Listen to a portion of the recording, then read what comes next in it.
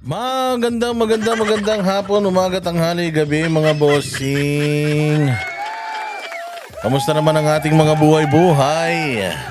Kamusta naman po mga boss ang inyong mga puso? Alam kong marami sa inyong mga talaga na mga dumudugo ang mga puso ngayon. At marami sa inyong gigil at galit na galit mga bossing. Pero easy lang. Another day. Another Burautan Sessions. At nandito na naman ang Boss Dada ninyo para uratin ang lahat ng mga balat sibuyas.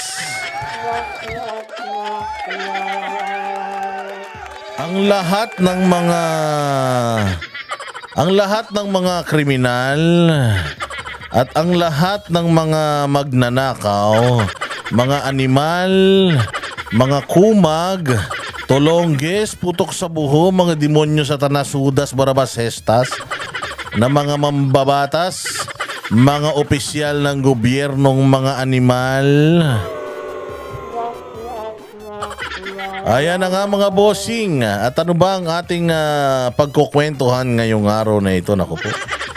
Marami tayong pag-uusapan. Pag-uusapan natin patungkol dyan sa pagsasampa ng impeachment. Impeachment laban kay VP Sara Duterte. Naku po, mga boss, mainit-init ito. Nakakalap po na ang mga pirma, mga bossing. Ang Diyos ko po, nakakalap po ng pirma ang mga komunista diyan sa Kamara. Dahil alam naman natin Alam naman natin mga bossing kung sino talagang may pakana nito, mga komunista. Silang mga komunista, sila naman talaga ang may pakana nitong mga kahayup-hayupan na mga impeachment na ganito.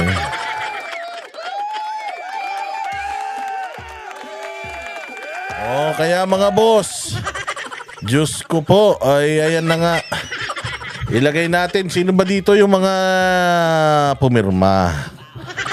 Sino ba yung mga pumirma dito sa ano na ito? Babasahin ko na lang ha. Hindi ko na maipakita dyan. Basahin natin isa-isa. Okay, si Ferdinand Alexander Marcos. Putang ina niyan. Siya ang kauna-unahang pumirma. Tarantado talaga, no? Sobrang gago talaga nitong mga Marcos na ito. Bantakin mo yung tatay niyang engot. Sinabi na ayaw ng impeachment. At kamakailan lang itong si Sandro Marcos, sinasabi niya na suportado niya ang lahat ng mga gustong mangyari ng kanyang tatay. Pero pukin ang ina niyan, siya ang kauna-unahang pumirma sa hinayupak na impeachment na ito para kay VP Sara. Animal! Balita ko bumabaha daw ng pera ngayon dyan. May mga kumakalat sa social media, grabe, 25 million per head. 25 million times 200 plus. Putang ina, ang daming perang bumaha. Takin mo, lumalabas, tila mo 20 bilyonis yata. Ang nagkaanuhan daw dito. Di umano. Kayad bahan. So eto nga, ang kauna-unahang pumirma, punyeta na yan, itong si Sandro Marcos. Sabi sa inyo mga plastic to, mga punyemas na mga Marcos na to. Mga satanas, mga demonyo, mga kupal, wala talagang aasahan sa salita ng mga putang ina nito. Kita mo naman, siya ang unang-unang pumirma, yung tatay niya ayaw sa impeachment. Nagkaroon pa ng rally ang Iglesia ni Cristo, mga bossing ha. Nagkaroon pa ng rally ang Iglesia ni Cristo dahil ayaw nila. Nananawagan sila ng stability, peace at wag nang mamulitika at wag nang i-impeach si VP Sara. Pantakin mo, nagpasalamat pa si Bongbong Marcos sa ginawa ng INC at siya daw po ay hindi nagbabago ang kanyang pananaw na dapat hindi ma-impeach si VP Sara. Bakit ba ayaw ma-impeach ni Bongbong si VP? Kasi nga daw, magiging mahirap at magastos ito. Magiging sa dami ng problema daw ng bayang Pilipinas, dapat nakafocus yung mga mambabatas natin, lalo na yung mga senador, sa pag-solve sa problema ng Pilipinas. Kasama niya. Pero, kasi nga pag nagka-impeachment, mga bossing, talaga namang mauubos ang oras nila dyan. O syempre, di ba, ilang araw, halos araw-araw yung hearing na yan. So magastos din yan mga bossing. Imbis na nakakagawa ng batas etong mga senador, naka-tie up sila or naka-tied up sila dyan sa impeachment na yan. And it will take time mga bossing. So masasayang ang oras ng Senado suma total. Yan ang sinasabi nito ni Bongbong ha. Kaya ayaw daw niya. Tinan mo tong anak niyang gunggong. Putang ina, walang silbi sa buhay. O ayaw ng tatay niya pero siya yung unang-unang pumirma. Sinong pumirma? Ferdinand Marcos, si Sandro Aurelio Gonzales, pucha. Manuel Jose Dalipe, yan yung mga yan yung may mga kaso. Jordin Jesus Romualdo, David Suarez. Ay na, ito yung Suarez, ito yung taga Quezon, yung may kaso rin ng pandarambong. Tapos ito rin yung may kaso ng illegal possession diyan sa Pangasinan, putang ina. Ang gagaling ang gagaling mambintang pero mga kawatan ha. Sino pa? Si Jefferson Conghun, ayan yung kumag. Yung kumag nagigil noong nagkahulihan ng droga diyan sa May Subic. Yung matapang. Yung asawa to ni Aiko. Ayan, si Paulo Ortega, syempre, yung aso, nakahul ng kahul, pati ba naman yung problema sa GAA at saka sa BICAM, sinusisi kay Inday Sara, yan po yung, yan po yung kumag, yung kupal na congressman dyan sa La Union.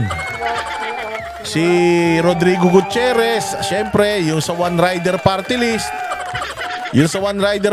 na ginamit lang ang mga rider pero wala naman yatang ginawa tong hayop na ito para sa mga rider. Ayan, si Yeser Balindong, Lex Anthony Collada, Joseph Stephen Paduano. Siyempre si Paduano hindi magpapatalo yan. Hindi magpapatalo si Paduano na dami daw pinatay niyan. Daw. Jude Asidre, siyempre tingog party list yan. Dan Fernandez, siyempre si Dan Fernandez. Alam naman natin na silang may mga pakanan yan. Si Adjong, si Yeda Romualdez, siyempre Romualdez yan eh. Amparo Maria Zamora, yan yung yung babaeng malusog. Pero hindi malusog ang utak. Si Janet Garin, eto yung may kasalanan sa dengbak siya. Nakamakailan lang ay napawalang sala. Sa dami ng namatay na bata, ewan ko ba't napawalang sala. Kaya ngayon gumaganti na at nagbibigay na ng kanyang suporta. Marvin Rillo, Raul Boboy Tupas, Ernesto Junicio, Erwin Cheng, Fidel Nograles, siyempre Nograles yan eh. Rolando Valeriano, Manuel Ferrer, Emerson Pascual, Presley De Jesus, Ace Barber, siyempre yung pa-exit na, yung matapang na congressman. Galit sa mga galit sa mga vloggers. Sabi niya dati, you can do better. You can try your best, sabi niya, pero gigil sa mga vloggers si tanga. Sergio Dagook, Loreto Amante, Romel Angara, Wilter Palma, Solomon Chungalaw, Mix Villafuerte. Pati ba naman pala ang Villafuerte? Sancho Fernando o Animal talaga. Faustino Michael D, Michael Morden, Allen Jesse Mangawang, Alfredo Maranyon, Peter Miguel. Tandaan niyo yung mga pangalan ha. Ito pong mga pangalan na to, ito yung mga demonyo na pumirma dyan sa impeachment na yan. Carlito Marquez, Dante Garcia, Gerardo Espina, ayan, si Nicanor Briones, Maria Rene Matibag pala, Irene Gay Saulog, Ray Florence Reyes, Emmanuel Billones, Siriaco Gato, Danilo Domingo, Netali Gonzales, Fernando Cabrero, Muhammad Paglas Sr., Teodorico Heresco, JC Abalos. Siyempre, Abalos siya. Walang silbi sa buhay yan. Rodolfo Ardanes, Salvador Pleito, putangina. Ito yung taga Bulacan. Punyeta ka, Pleito. Kapal ng mukha mo, ayusin mo Santa Maria. Diyan sa Bulacan. Ambrosio Cruz, Milagros Magsaysay, Gabriel Bordado, Victoria Pilar, Mary Mitzi Kahayon, Haris Ongchuan, Paul Daza, Isidro Lumayang, Yolo Hio Rodriguez, Carmelo Lazadin, Joseph Tan, Christine Singson, Anak yata to ni Chavit Singson ah. Tangina tong mga Singson na to, walang silbi sa buhay. Ed Christopher Go. Sino to? Baka si Bongo to ha. Joel Chua. Siyempre si Joel Chua matatalo na yan sa 3rd District. Siyempre mananalo yan si Apple Nieto. Tama yan si Joel Chua. Huwag nyo nang ibotong hayop na yan. Maan Chodoro po. Tangina ito. Dito ako nasaktan. Dito sa Maan Chodoro. Ito yung tumatakbong mayor sa Marikina. Kupal din pala. Putangina mo ka. Pinagtatanggol pa kita nung nakaraang hayop ka. Dahil ayaw ko manalo si Kimbo dyan sa Marikina, putangina mo, magkasapakat pala kayong hayop kayo. Maan Chodoro, matalo ka rin sana, putangina niyan. Oo, ganito pala kakupal ang mga taga Marikina. Ewan ko kung anong dahilan bakit ka sumama sa mga animal na to. Putangina niyan.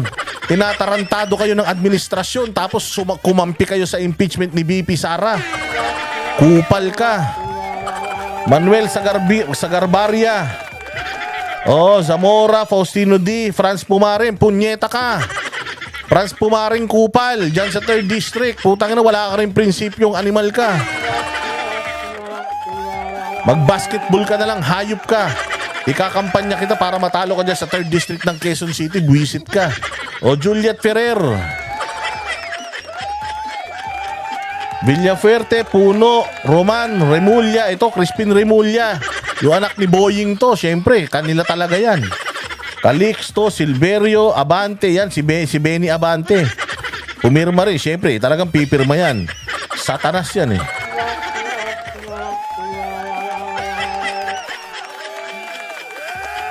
Sino tong Jose Tevez Jr.? Tangina, baka naman kamag-anak ka pa ni Arnie Tevez. Tinarantado na yung tsuhi mo, tatay mo, kung sino man. Pero, kinampihan mo pa. Si Ralph Tulfo. Punyeta yung anak ni Rapi Tulfo. So, itong Tulfo na to, wag nyong idikit to kay Ben Tulfo ha. Sigurado ako mas malinis si Ben Tulfo sa mga to. Ronald Singson, anak ni Chavit. Kupal ka. Ang inang lahi nyo. Dapat sa lahi nyo, maubos na.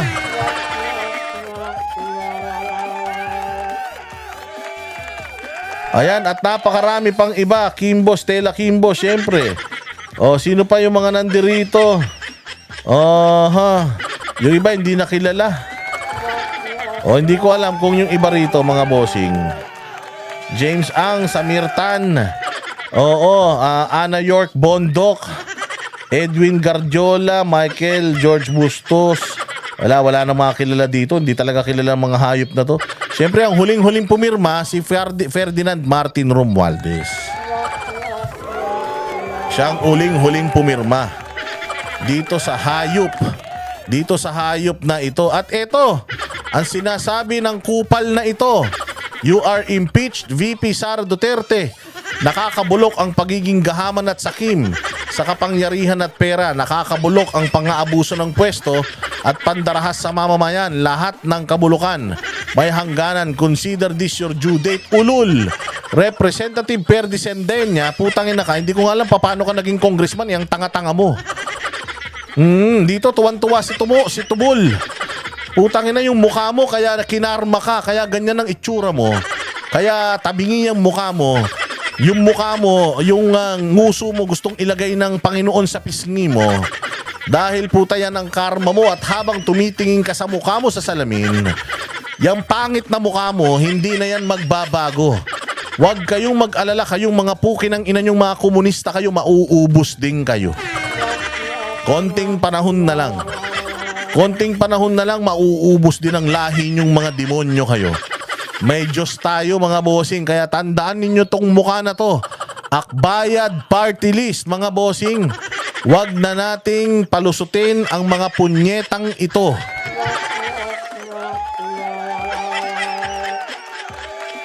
Ayan. Ayan ha, kaya tandaan nyo, yung pagmumukha na yan, yung mukhang ano na yan, yung mukhang tumbong. Mukhang tumbong na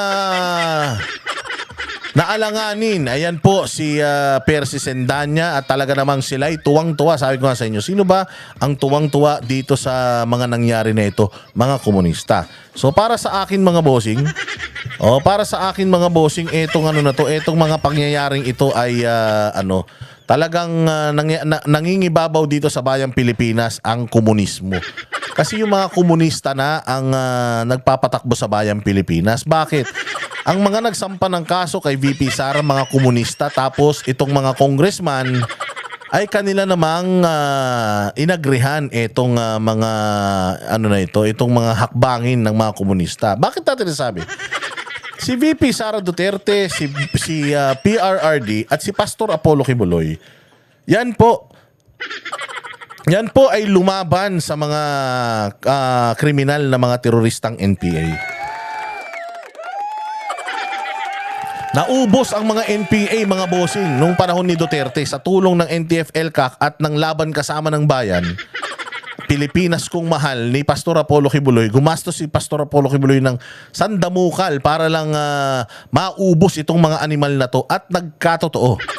Naubos, mga bossing, yung mga party list na mga makakaliwa. Ilan na lang yung natira. Ito na lang mga kupal na ito ang natira, mga boss. So naging successful po yun. At noong nanalo si VP Sara, itinuloy-tuloy po ni VP Sara iyon.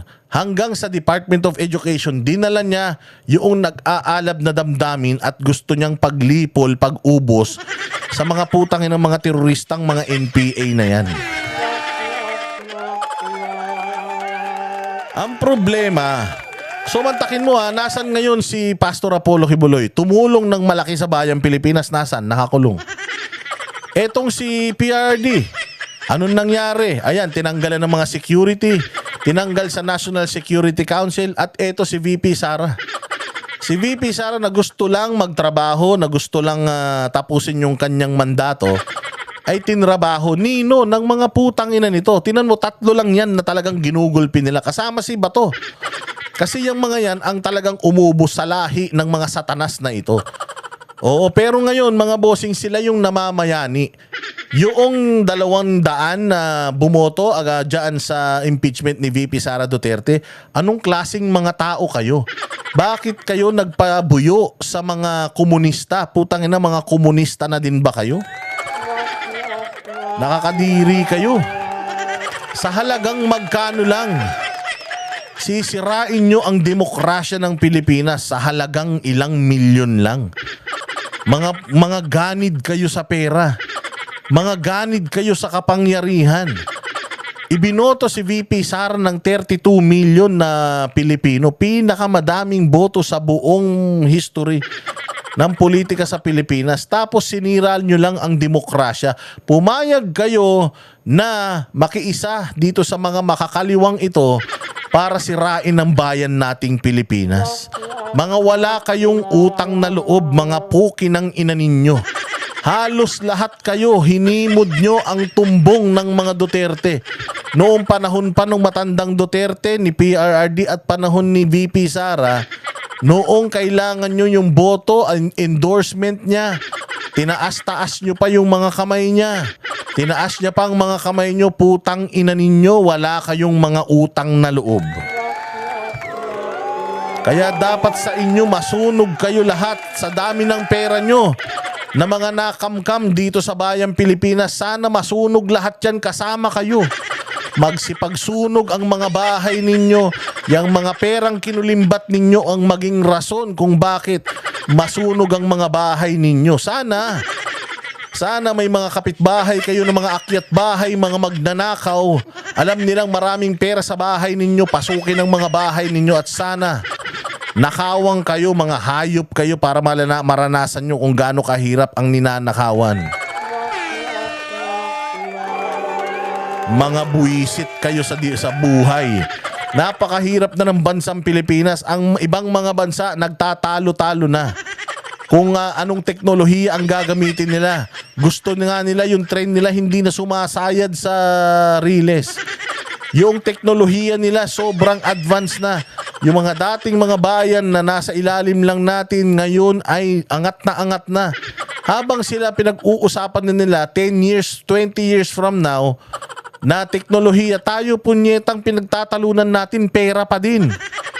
Pera pa din ng taong bayan ang pinagtatalunan natin. Tapos ang masaklap nito, nagdeklara tayo ng National Food Security kumbaga meron tayong state of calamity. Pagdating sa food security, putang ina, tapos inuuna yung gastusin yung pera natin sa pagbili ng boto dyan sa Kongreso. Anong klase kayong mga tao? Mga demonyo. Sabi nga nila, umulan daw ng pera dyan.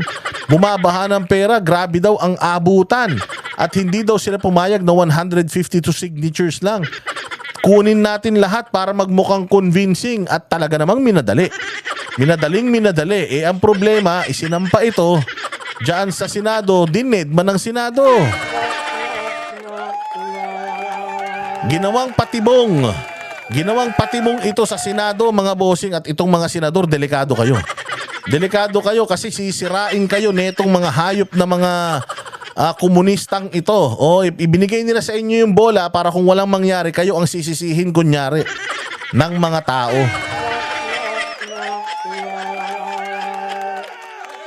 O, tanggalin na natin yung mukha ng kumag na yan. O, dito naman tayo sa articles of impeachment. Pero bago yan, may gusto lang akong reaksyonan.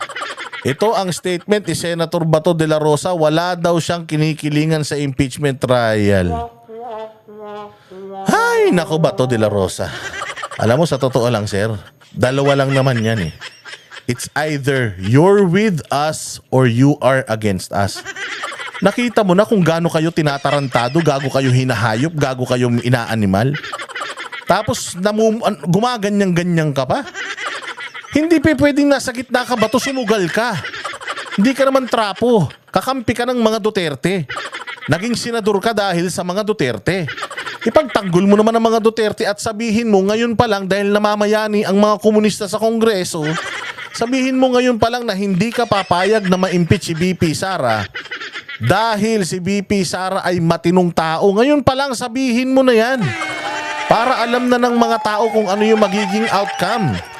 Yun na lang ang panlaban natin eh. Yun na lang ang panlaban natin dito sa mga komunistang to eh, na mainis man lang natin sila na hay.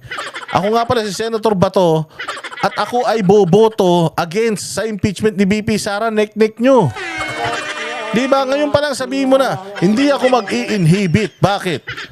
Tangina ninyo, ba't ako mag-i-inhibit? Iilan na nga lang kami dito, mag-i-inhibit pa ako, no? Sinasabi ko na ngayon sa inyo, ngayon pa lang.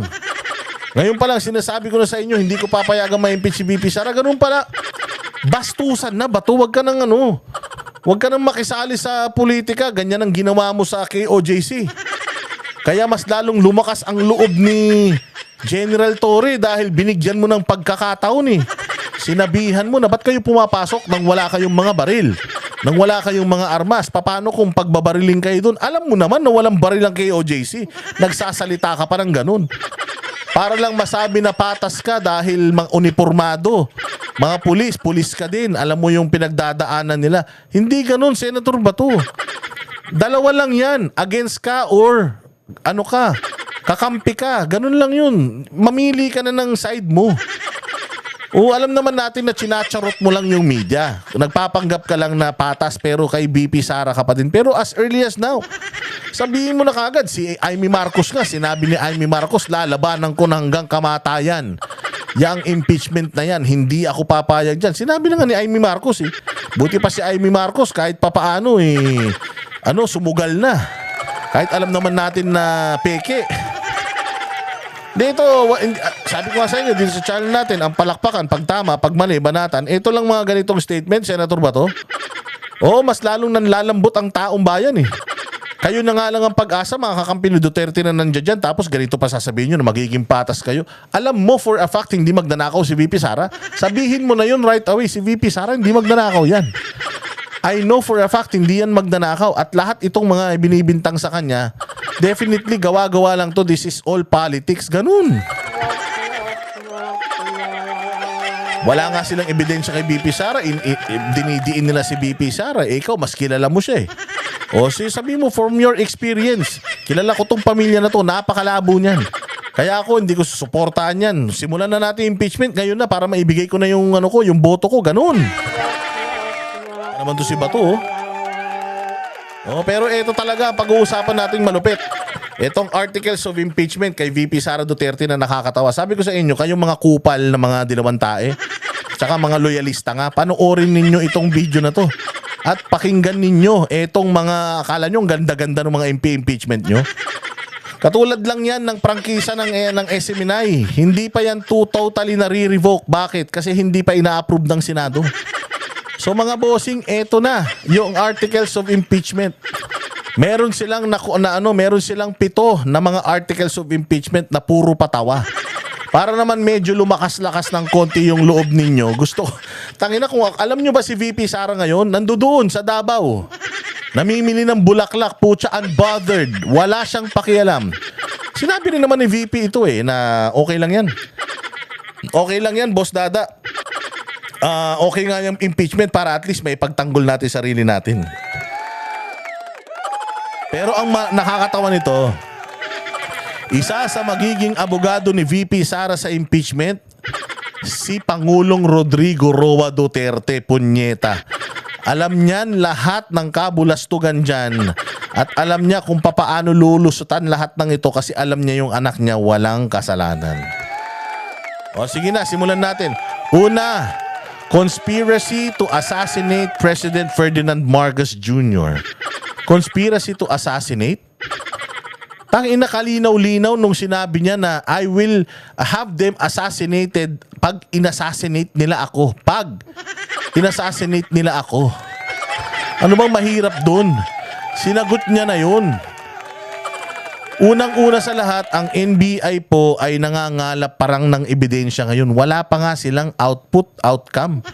Hindi pa nga sila nagdedesisyon whether itong si VP Sara ay talagang threat sa mag-asawa.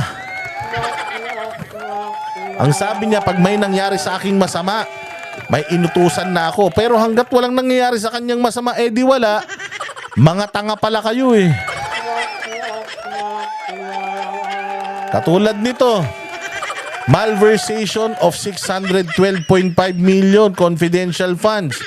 Isinama pa dito pati yung confidential funds niya, mga bossing, sa Davao. Confidential funds nga yan At saka dito ang nakalagay, malversation. Ibig sabihin, hindi tamang paggastos or ginastos niya sa ibang bagay. Ang punto rito, this is a confidential fund.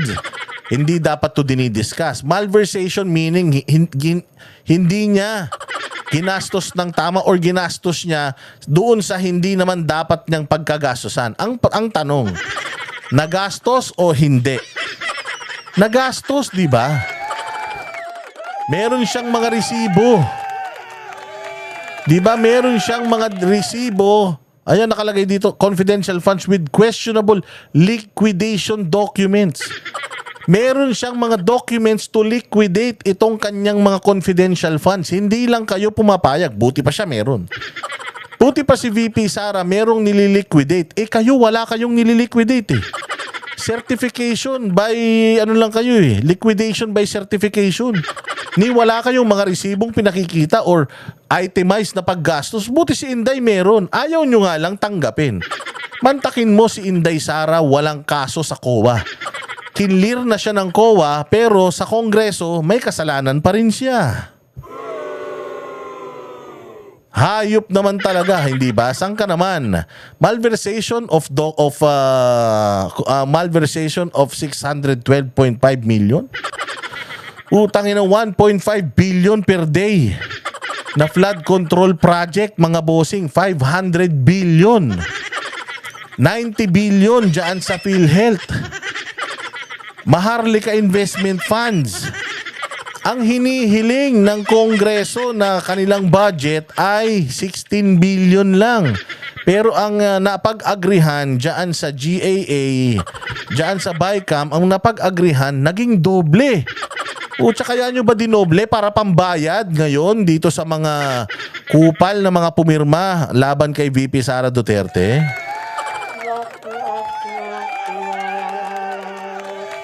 Ayan confidential funds po siya yan, na-liquidate niya yan. Ayaw nyo lang tanggapin. Kayo nga ang tagal na namin pinabubuksan yung inyong mga book of accounts. Wala kayong maibigay.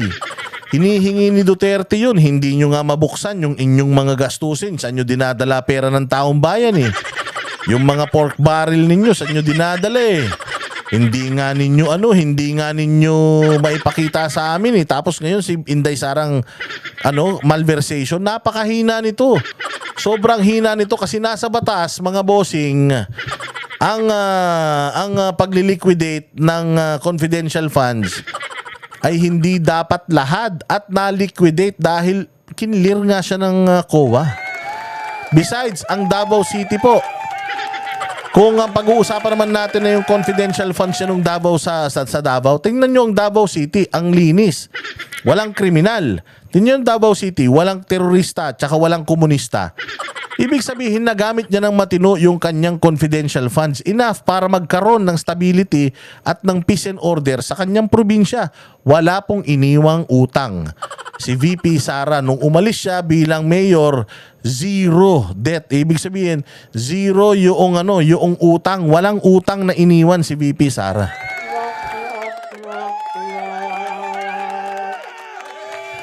So napakalabo nito. Malabo pa to sa sabaw ng pusit. Bribery and corruption in the DepEd. During Duterte's tenure, handling out cash kay Undersecretary Gloria. Pucha, yung may sobre. Mantakin mo, may pera daw yung sobre. Ang ibinalik na lang niya yung sobre. Ginastos niya yung pera pero yung sobre hindi niya itinago. At sinabi naman ni VP Sara yon sa kanyang Zoom meeting sa mga vloggers at reporter noon. Sinabi niya doon na ito daw asawa ng presidente ang nag-uutos sa kanyang mamigay ng pera. Mamigay ng pera, nag-uutos sa kanya. Kaya niya binigay daw itong mga sobre na ito ng asawa ng Pangulo, tapos ibinigay sa mga tao na yan. Pero dahil dumaan kay VP Sara, sinabi na lang nila na galing daw dyan sa galing daw sa Office of the Vice President. Sabi dito, bribery and corruption. Bribery! Putang ina ninyo yung pamimigay nyo ng akap. Hindi ba bribery yan? Binabribe ninyo yung mga tao para iboto kayo.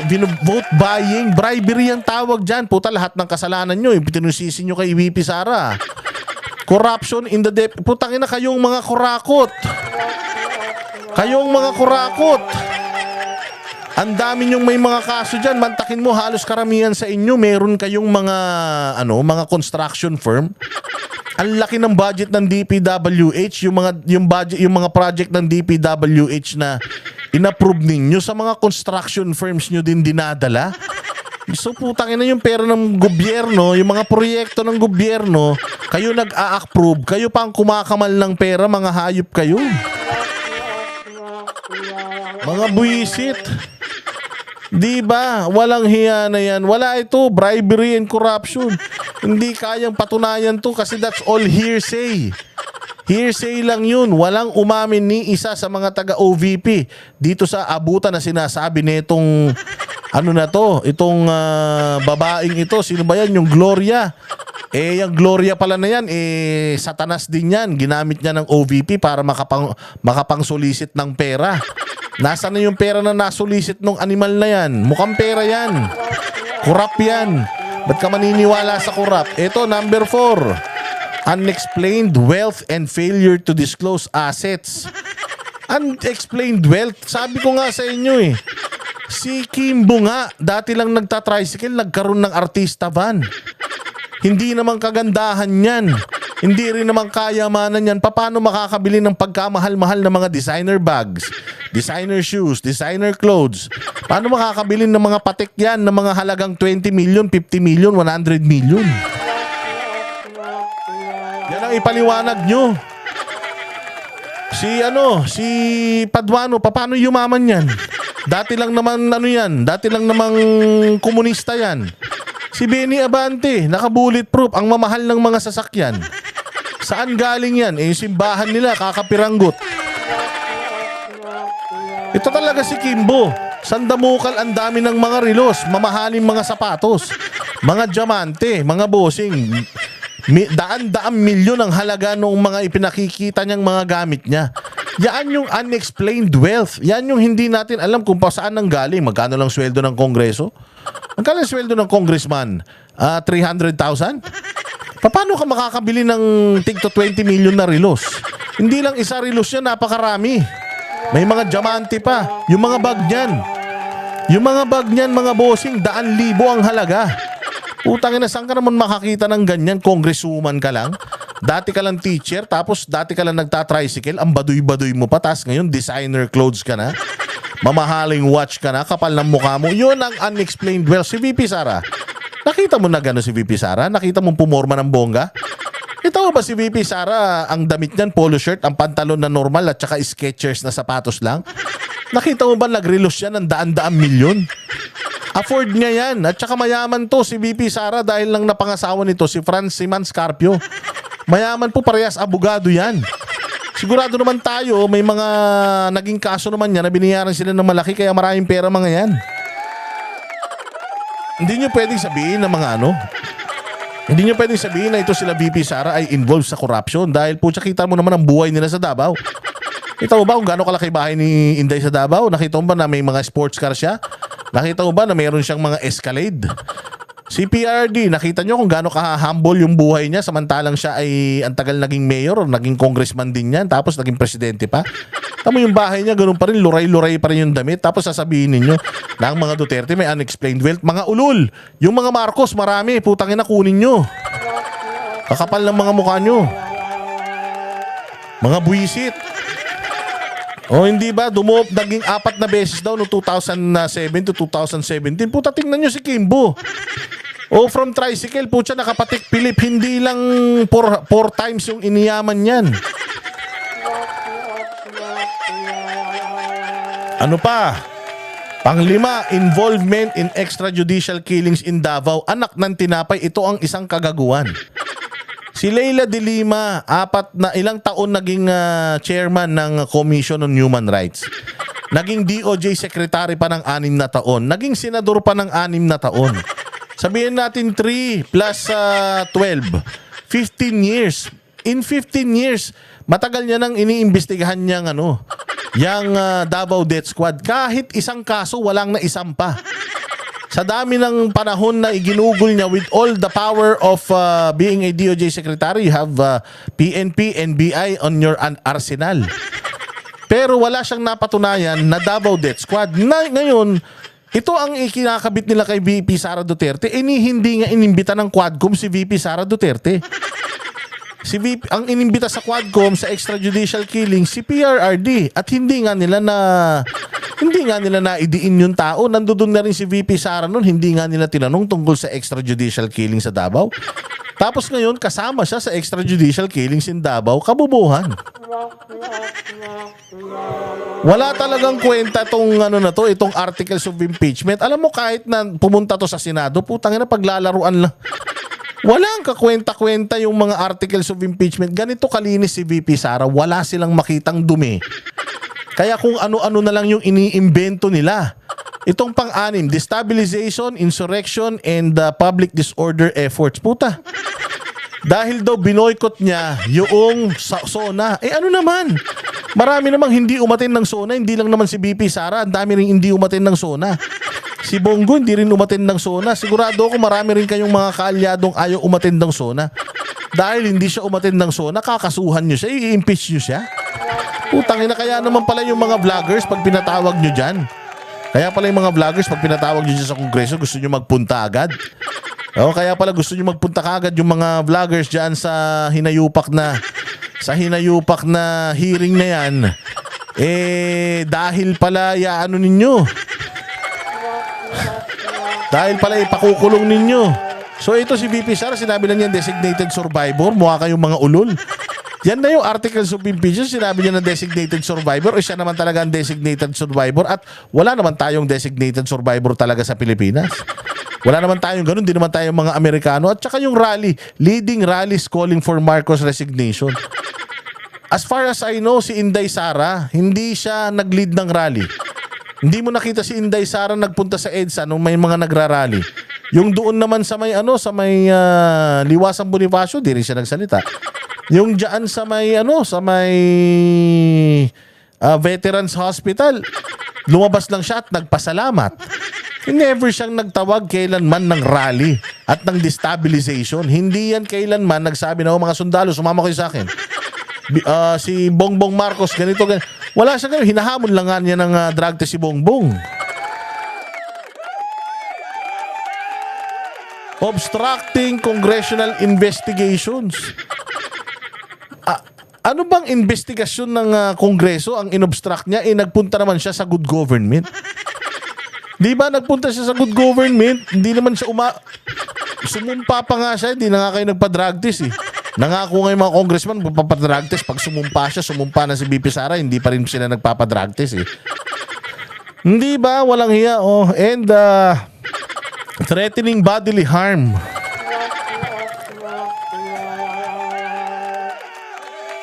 Threatening bodily harm daw sa kay Romualdez at saka kay ano. So nandoon na yun sa may conspiracy to assassinate, dinoble nyo. Walang hiya kayo. Wala na kayo talagang makitang dumi kay BP Sara Duterte kaya kung ano-ano ng mga iniimbento nyo. Diyos mio, hindi kahit kailanman si VP Sara nag-invite or nag-incite ng sedition. Wala siyang ganun. Sabi nga niya, trabaho lang tayo. Ay, huwag na tayo magganyan-ganyan. Kaya lang tinrabaho nyo ng tinrabaho eh.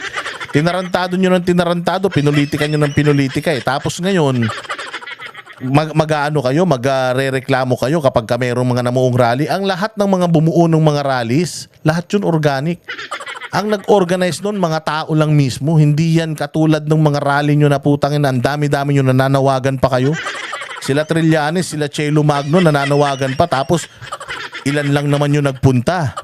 Walang ganun kay VP Sara. Organic lahat yan. Yung mga tao mismo ang nagtitipon-tipon para suportahan at protektahan ng mga Duterte kahit di naman nila hinihingi. Organic ang mga Duterte supporters. Mga gunggong. Ito pa.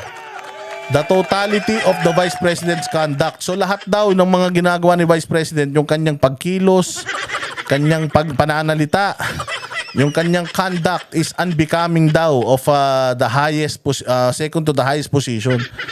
Unbecoming, pucha, yan na naman tayo eh. Oo, ang dami-dami nga sa inyo dyan sa Kongreso, sa Senado. Puros kayo mga bintang kayo ng bintang, wala naman kayong mga pruweba eh. Yun ang mga unbecoming of a government official. Si Abante nga eh. Kung sigaw-sigawan yung mga resource person eh.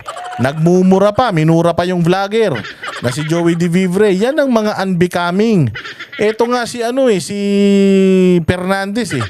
Sinasabi niyan walang kwenta yung mga abogado, wag kang maniwala, Cassandra Ong, sa mga abogado mo. Nag-aalok pa siya ng immunity, hindi naman pala inaalok ng Kongreso yun. Korte lang pala nag-aalok ng ganun, tapos ginagawa nila. Yan ang mga unbecoming. Ang unbecoming, yung mga pikon. Ang unbecoming, yung mga balat sibuyas, yung mamura mo lang sa social media, akala mo naman, batang uhugin na iiyak ng iiyak hanggat hindi nakakaganti. Ang unbecoming po, yung ginagamit ninyo yung inyong kapangyarihan para manikil, para mangharas ng mga kalaban nyo sa politika, ganyan. Yun po yun. So ito po ang 7 articles of impeachment ni VP Sara Duterte. Conspiracy to assassinate, mukhang ulul lang, malversation of 612 million na pera daw, pero puchaya, mas marami silang kinukulimbat. Kaya nating isa-isahin. At saka naipaliwanag po ng malinaw ito, wala pong kaso sa COA si VP Sara. Unexplained wealth, Diyos mio. Napakasimpleng tao nito, ni wala ngang mamahaling relo. Hindi katulad ng mga congressman na putanginang papangit naman. Ang mamahal ng relo. O tapos ano pa, involvement sa extrajudicial killings, wala naman siyang kaso. Wala naman sinampang kaso sa tatay niya eh. Sa kanya pa kaya. Destabilization, insurrection. Naku, Diyos ko po, lalo na hindi nagtatawag ito si VP Sara ng mga rally-rally. Hindi umaating niya ng mga rally-rally. Tapos yun daw unbecoming ng kanyang ugali, yun the totality of the Vice President's conduct as the second highest official. So, 7 walang kwenta, tapos tuwan-tuwa kayo. Utangin na, kahit naman hindi nyo siya i-impeach sa Congress, alam naman namin na ayaw nyo sa kanya sa Congress eh. So wala kaming paki kung in-impeach nyo sa Congress. Mukhang tanga itong articles of impeachment nyo. Walang bilang, walang lakas. Pagdating sa Senado niyan, puros may mga abogado naman siguro dyan. Siguro hindi naman nila susuportahan yan. At the same time, hindi pinansin ng Senado. Nag-adjourn ang Senado nang hindi pinapansin yung impeachment nyo. At pag-uusapan nila yan sa plenaryo, itong mga senador, Mga bossing, iniwan sa kanila ng Kongreso yung bola, akala naman nila iikot na nek-nek nyo. Etong mga senador, mga politiko ito. Tatakbo sa politika ang mga to. Mga bossing, buong Pilipinas, kailangan pogi sila. Alam nila kung gaano katindi ang suporta ng mga tao sa mga Duterte. Ang lahat ng mga senador na kukupal kay VP Sara Duterte, putang ina, huling senado nyo na yan, hindi kayo mananalo. Kaya nila hindi muna inasikaso to para manalo muna sila another 6 years bago siguro nila i-impeach si VP Sara. I'm sure uulan din ng pera dito. Kung magkano yung abutan sa baba, sigurado ako mas malaki yung abutan dito dahil iilan lang sila. Pero ito ang tatandaan ninyo, nakamasid kami. Nakamasid kaming lahat at nakikita namin kung sino ang mga kawatan at kung sino ang mga kalaban dito sa bayang Pilipinas. Mga komunista yan. So ganito mga bossing, mas lalong kailangan nating iboto ang PDP laban si Pastor Apollo Kibuloy at lahat ng mga kandidato na hindi makakaliwa at hindi kasama sa slate ni Bongbong Marcos. Bakit?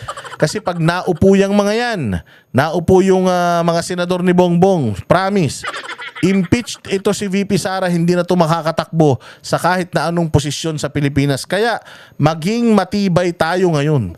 Matindi ang mga laban na kakaharapin natin itong mga susunod na araw, linggo at buwan. Ikandidato natin yung mga kakampi ng mga Duterte dahil kapag naupo ang mga kalaban ng mga Duterte, maniwala kayo, baka hindi lang ma-impeach si VP Sara, baka makulong pa yan. Okay. Ipangako nyo yan, ha? Oo, ipangako nyo yan. Iilan na lang tayo sa Senado, mga bossing. Si Bato de la Rosa, Robin Padilla at saka si si Bongo. Tatatlo lang yan. Imagine mo, yung iba dyan, wala na yan. Wala na yung iba dyan. Kailangan nating magpanalo ng alam natin na magtatanggol at poprotektahan ng interes ng bayang Pilipinas at ng mga Duterte. Okay, so maraming salamat sa inyong panunood. Mabuhay kayo. God bless us all and God bless the Philippines. You're all amazing. Mabuhay and I'll see you again sa susunod nating vlog.